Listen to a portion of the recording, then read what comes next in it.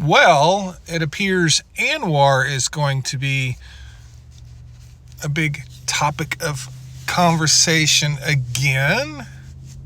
How's that look? Yeah. So the Trump administration is opening up the entire coastal plain of Anwar. It's roughly 1.5 million acres to have new lease sales for oil and gas drilling.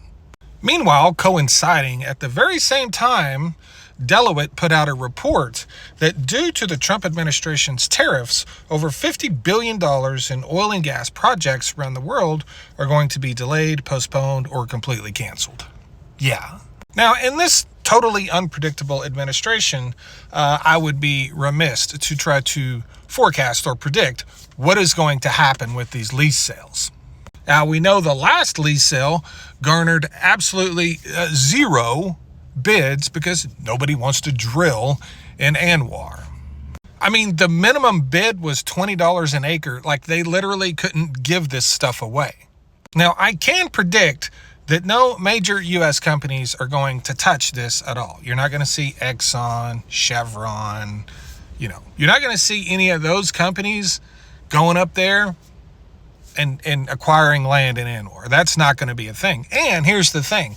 It has to be a major company to do it because no one else can afford it. You're talking about a minimum of probably a $10 billion investment just to drill there. But ironically, even though the Republicans in this country are terrified of foreign countries coming in and purchasing pieces of our country, they gleefully celebrate the supposed trillions and trillions and trillions of dollars of investments by those same foreign actors coming in here and taking ownership of our stuff. They have no problem with that. That's really weird. What I'm saying is it's quite possible that some foreign entity could come in and snatch up those leases.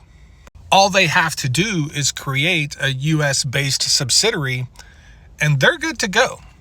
Now, a lot of people are very upset that Saudi Aramco owns the largest refinery in the United States. I wonder how they would feel if Saudi Aramco owned the Arctic National Wildlife Refuge. I'm not saying it's going to happen. I'm just saying it's a distinct possibility. I mean, let's be honest. MBS is coming to see Donald Trump in a few days, right after the announcement of new lease sales in Anwar.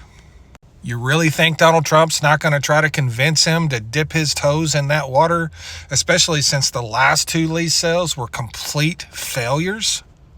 At the end of the day, the only company that might have some interest in the Arctic National Wildlife Refuge and actually has the money to do anything with it